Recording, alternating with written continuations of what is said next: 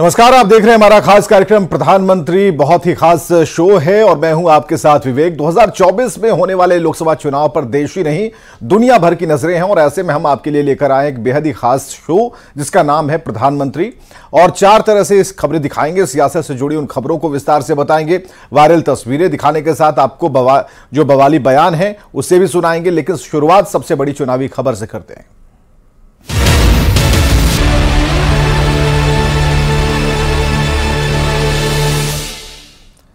2024 के महासंग्राम में केंद्र की सत्ता से बीजेपी को उखाड़ फेंकने की रणनीति पर चर्चा के लिए कल दिल्ली में इंडी अलायंस की चौथी बैठक होने जा रही है।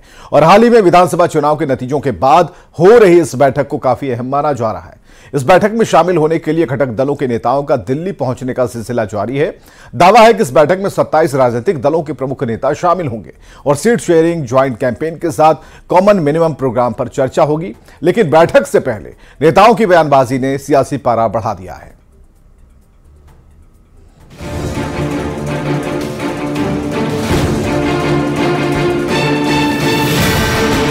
2024 के लोकसभा चुनाव में केंद्र की सत्ता से पीएम मोदी को हटाने के लिए पाटलिपुत्र से शुरू हुई विपक्षी दलों की कवायद अब दिल्ली पहुंच चुकी है। 19 दिसंबर को विपक्षी दलों के गठबंधन INDIA की चौथी बैठक होने जा रही है। इसमें गठबंधन के अगवा और बिहार के मुख्यमंत्री नीतीश कुमार के साथ ही कभी खुद को किंग मेकर बताने वाले लालू प्रसाद भी शामिल होंगे। बैठक से पहले पीएम मोदी से सामना के सवाल पर पटना में लालू प्रसाद ने ये कहकर मीडिया को चुप करा दिया कि क्या है नरेंद्र मोदी।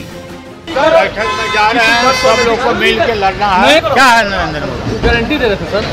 बैठक है, हम लोग जा रहे हैं और मिल के लड़ेंगे, इनको हटाएंगे। इतना ही नहीं, दिल्ली पहुंचने पर लालू प्रसाद ने एक बार फिर दावा किया कि 2024 में केंद्र से नरेंद्र मोदी की सत्ता को उखाड़ फेंकेंगे और इंडी गठबंधन की मजबूत सरकार बनाएंगे।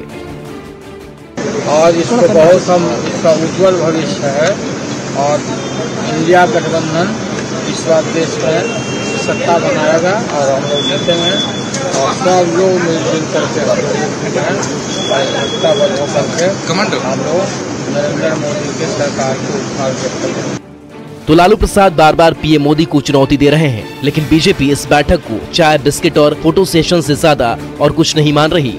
गिरिराज सिंह ने तो यहाँ तक चुनौती दे दी है, इंडी गठबंधन के किसी नेता में ताकत नहीं कि वो पीएम मोदी से टक्कर ले सके। किसी में ताकत नहीं है कि मोदी जी के खिलाफ, जिसमें ताकत हो इंडी गठबंधन में, वो जाए मोदी जी से प्राइम मिनिस्टर एक उम्मीदवार दे दे, तब मैं समझूं वो जीत जाए, उसके बाद देखें। इधर बिहार बीजेपी अध्यक्ष सम्राट चौधरी ने भी हालिया विधानसभा चुनाव में इंडी गठबंधन की करारी हार का हवाला देते हुए लालू प्रसाद को आईना दिखाया है। मजाक कर रहे होंगे लालू जी, कितना बार लालू जी हारे हैं उनको गिनती याद है? अभी 5 राज्यों के चुनाव में क्या हालत हुई है इंडी गठबंधन का वो पूरा देश जानता है। और लालू प्रसाद जी बिहार में एक आपराधिक छवि के चेहरे हैं। 5 राज्यों में विधानसभा चुनाव नतीजों ने 3 राज्यों में जिस तरह से कांग्रेस की कमर तोड़ी है, उसे देखते हुए इस बैठक को काफी अहम माना जा रहा है। क्योंकि चुनाव नतीजे के बाद जेडीयू कांग्रेस के बीच जिस तरह से तलवारें खिंच गई थी, ऐसे में माना जा रहा है कि इस बैठक में जेडीयू, आरजेडी सहित कई दूसरी क्षेत्रीय पार्टियां कांग्रेस के ऊपर दबाव की राजनीति अपना सकती है, जिसका संकेत तेजस्वी यादव ने भी दे दिया है। बनाएगी और कमेटी में जो है वो कमेटी का काम जो है वो कमेटी देख रही है और आज चीजें जो है सामने थोड़ी लग जाती है। जो काम हुआ है वो हम लोग जानते क्या हुआ है। बयानबाजी से इतर इस बैठक की बात करें तो पटना, बेंगलुरु और मुंबई में हुई 3 बैठकों में गठबंधन का नामकरण और कमेटी गठन से ज्यादा धरातल पर कोई बड़ा काम नहीं दिख रहा। ऐसे में माना जा रहा है कि 19 दिसंबर की बैठक में सीट शेयरिंग के साथ ही गठबंधन का नेतृत्व और प्रधानमंत्री के चेहरे सहित कई अहम मुद्दों पर बैठक हो सकती है। न्यूज़ 18 के लिए पटना से संवाददाता धर्मेंद्र और विनीता मिश्रा के साथ दिल्ली से अमितेश सिंह की रिपोर्ट।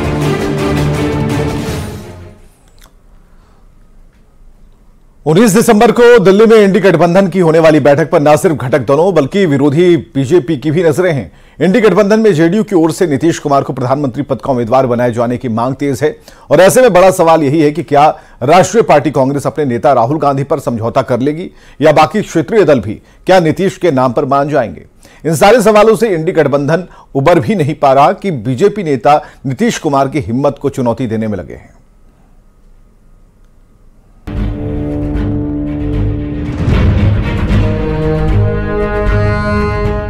इस पोस्टर को ध्यान से देखिए।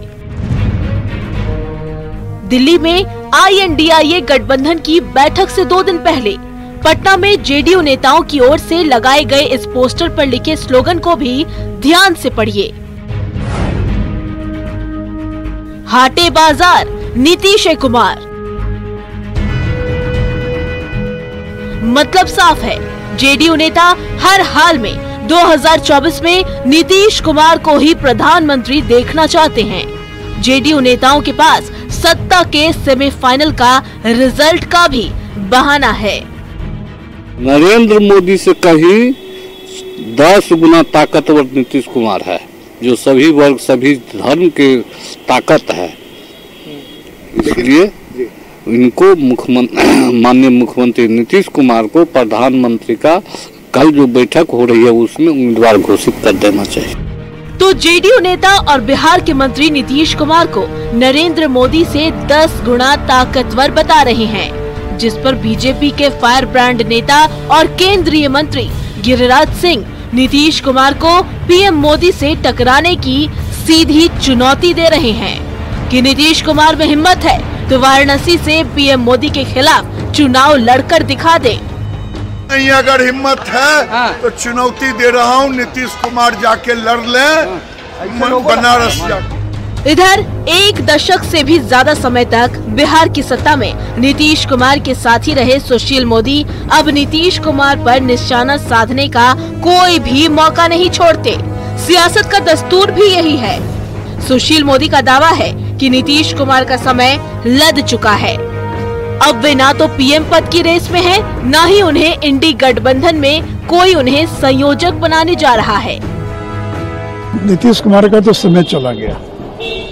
जब से उन्होंने विधानमंडल में दलित और महिलाओं के बारे में जिस प्रकार की ओछी टिप्पणी की, उसके बाद उनकी जो दावेदारी थी संयोजक पद के लिए, वह दावेदारी भी खत्म हो गई। प्रधानमंत्री पद का उम्मीदवार तो दूर की बात, जो संयोजक बनने से वो खुश थे कि मैं संयोजक बन जाऊंगा, वो दावेदारी खत्म हो गई।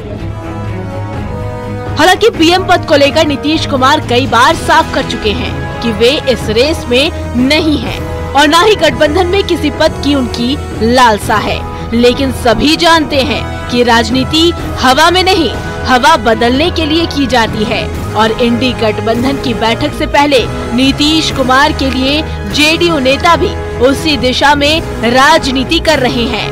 ये अलग बात है कि नीतीश कुमार के सामने गठबंधन में ही कई चुनौतियां हैं, क्योंकि इतने चेहरे में किसी एक पर सहमति कोई बच्चों का खेल नहीं है और इस गठबंधन में कोई बच्चा नहीं, सभी राजनीति के दिग्गज हैं। न्यूज़ 18 के लिए पटना से आनंद अमृतराज के साथ ब्यूरो रिपोर्ट। काशी दौरे के दूसरे दिन प्रधानमंत्री नरेंद्र मोदी ने उमराह स्थित सर्ववेद महामंदिर का लोकार्पण किया। 20 साल में 100 करोड़ की लागत से यह मंदिर तैयार हुआ है। 7 मंजिला मंदिर के दीवारों पर अद्भुत नक्काशी की गई है और मंदिर के लोकार्पण और दर्शन के बाद पीएम मोदी ने वहां एक विशाल जनसभा को संबोधित किया। इस मौके पर पीएम ने एक बार फिर काशी की धरती से देश की जनता को गारंटी दी 2024 में वे फिर सत्ता में आएंगे और भारत को दुनिया की तीसरी सबसे बड़ी आर्थिक शक्ति बनाएंगे। भव्यता को अपने आप में समेट। अब से कुछ महीने बाद ही देश भर में चुनाव है और मोदी ने देश को गारंटी दी है कि वो अपनी तीसरी पारी में भारत को दुनिया की तीसरी बड़ी आर्थिक ताकत बनाएंगे। ये गारंटी अगर आज देश को दे रहा हूं तो इसका कारण आप सभी हैं, काशी के मेरे स्वजन है। आप हमेशा मेरे साथ खड़े रहते हैं, मेरे संकल्पों को सशक्त करते हैं। और इस मौके पर प्रधानमंत्री नरेंद्र मोदी ने भोजपुरी में भी काशी की जनता को संबोधित किया और काशी की विशेषता बताई।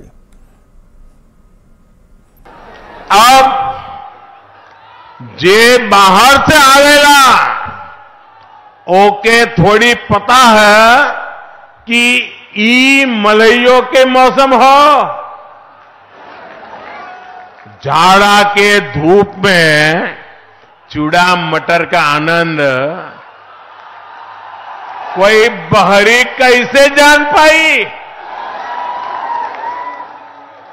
गदौलिया का चाट होए या रामनगर का लस्सी, ये सब जानकारी अब काशी वेबसाइट पर मिल जाएगी। तो काशी की धरती से पीएम मोदी ने विकसित भारत बनाने के लिए देशवासियों से 9 अपील की है। वो कौन सी अपील है हम आपको बता रहे हैं। पानी की बूंद बूंद बचाइए, जल संरक्षण पर ध्यान दीजिए, गांव गांव जाकर लोगों को डिजिटल लेन देन के प्रति जागरूक करिए। इसके अलावा अगली अपील, गांव शहर मोहल्ले को स्वच्छता में नंबर 1 बनाने के लिए काम करिए। लोकल प्रोडक्ट को प्रमोट करिए, मेड इन इंडिया उत्पादों का ही प्रयोग कीजिए। पहले अपने देश को देखिए, अपने देश में घूमिए। प्राकृतिक खेती के प्रति किसानों को ज्यादा से ज्यादा जागरूक करिए। मिलेट्स यानी श्री अन्न को अपने जीवन में शामिल करिए, प्रचार प्रसार करिए। फिटनेस, योग, स्पोर्ट्स, उसे भी अपने जीवन का हिस्सा बनाइए। कम से कम एक गरीब परिवार का संबल बनिए, उसकी मदद करिए। और अगले सेगमेंट की तरफ बढ़ते हैं, बयान बवाली की तरफ। नेताओं के वैसे बयान जिस पर मचा है सियासी घमासान।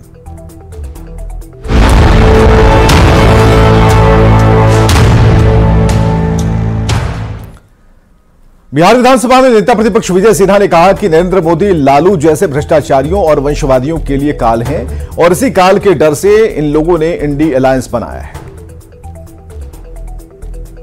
श्रीमान लालू प्रसाद यादव जी, नरेंद्र मोदी क्या है?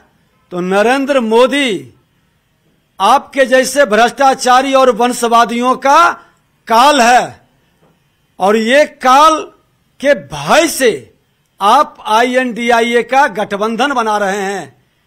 ये तमाम भयभीत लोग देश की जनता की गाढ़ी कमाई लूटने वाले और अपने वंश को पोषित करने वाले की जमात है और आज देश को इससे मुक्त करने के लिए देश के प्रधानमंत्री नरेंद्र मोदी जी ने जो संकल्प लाल किला से लिए हैं, उसी का असर और उसी का भय इनके चेहरे पर दिखाई पड़ता है।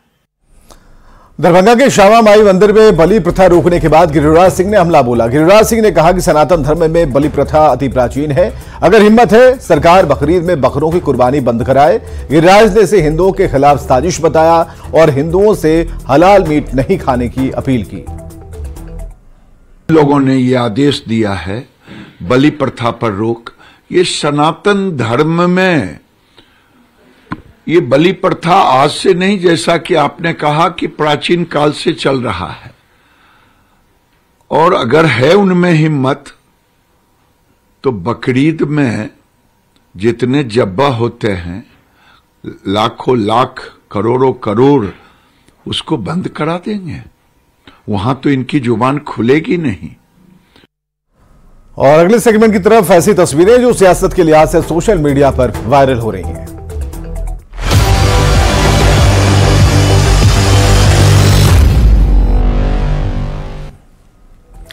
चुनावी वायरल में पहली तस्वीर प्रधानमंत्री नरेंद्र मोदी की है। पीएम ने गुजरात के सूरत में रोड शो किया। इसे देखने के लिए भारी संख्या में वहां पर भीड़ मौजूद थी। लोगों ने बीजेपी के झंडे के साथ पीएम की तरफ हाथ हिलाते हुए उनका अभिवादन किया। ये तस्वीरें गुजरात के सूरत की हैं। प्रधानमंत्री रोड शो कर रहे थे और इस वक्त जो सूरत वासियों का जो उत्साह है वो देखने लायक था।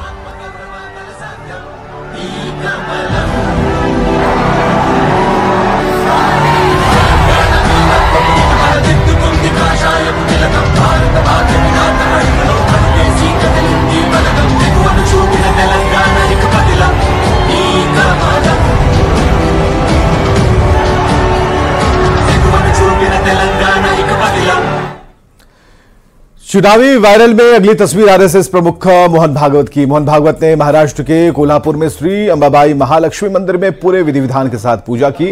मंत्रोच्चारण के बीच मोहन भागवत ने मां अंबाबाई की आरती की और जन कल्याण के लिए आशीर्वाद मांगा।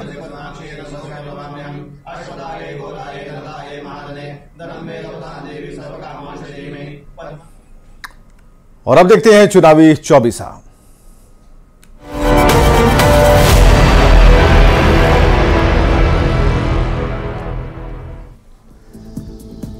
पीएम मोदी ने वाराणसी में स्वर्णवेद मंदिर का किया उद्घाटन। कहा, आजादी के 7 दशक बाद बदला समय का चक्र, आध्यात्मिक विकास के पथ पर अग्रसर हुआ देश।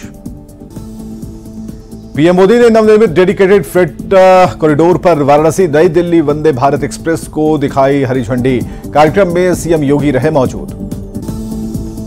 मंगलवार को दिल्ली में एनडीए गठबंधन की चौथी बड़ी मीटिंग अहम बैठक में शामिल होने के लिए सीएम नीतीश कुमार हुए रवाना। दिल्ली में एनडीए गठबंधन से पहले लालू प्रसाद का दावा। कहा, देश में बनेगी इंडिया की सरकार, मोदी सरकार को जड़ से उखाड़ फेंकेंगे। डिप्टी सीएम तेजस्वी यादव का एनडीए की बैठक को लेकर बड़ा बयान। कहा, हमारा मकसद फिरकापरस्त ताकतों को हटाना है। बिहार बीजेपी प्रदेश अध्यक्ष सम्राट चौधरी का आरजेडी सुप्रीमो पर पलटवार। कहा, लालू प्रसाद कितनी बार हारे हैं, गिनती याद है। इंडी गठबंधन पर गिरिराज सिंह का हमला। कहा, अपने स्वार्थ के लिए इकट्ठा हुए हैं सभी, लेकिन पीएम मोदी का मुकाबला करने की किसी में हिम्मत नहीं। नेता प्रतिपक्ष विजय सिन्हा का एनडीए गठबंधन की बैठक से पहले लालू प्रसाद पर बड़ा हमला। कहा, नरेंद्र मोदी लालू प्रसाद जैसे भ्रष्टाचारियों और वंशवादियों का काल है। इंडिया अलायंस की बैठक से पहले बड़ी सियासी गहमागहमी। बीजेपी पर जेडीयू आरजेडी ने बोला हमला। का 2024 में बीजेपी को लगेगा 33,000 का राजनीतिक करंट। इंडी की चौथी बैठक पर बीजेपी सांसद सुशील मोदी की प्रतिक्रिया। कहा, विपक्ष की बैठक फ्लॉप होगी, सीएम नीतीश के लिए संभावनाएं शून्य हैं।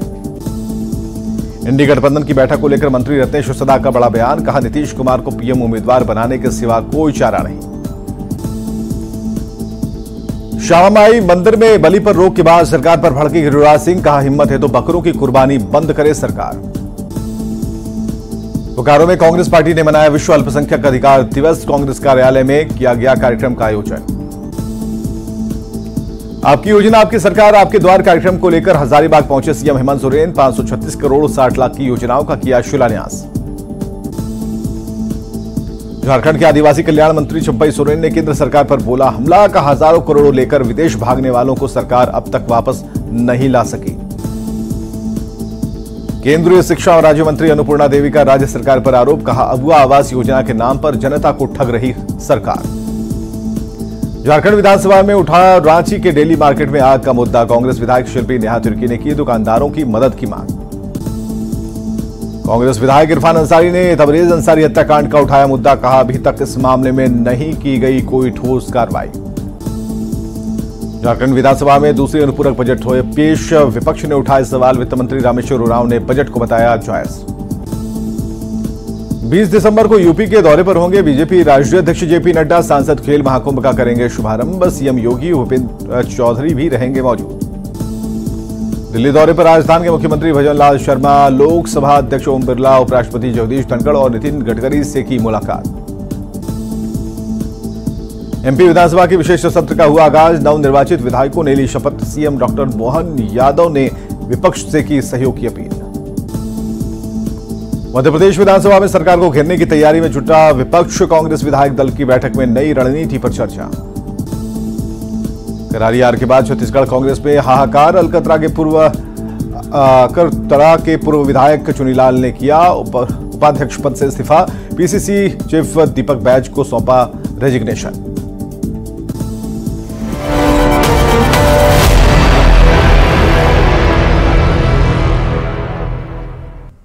और खबरें लगातार जारी हैं, बने रहिए हमारे साथ।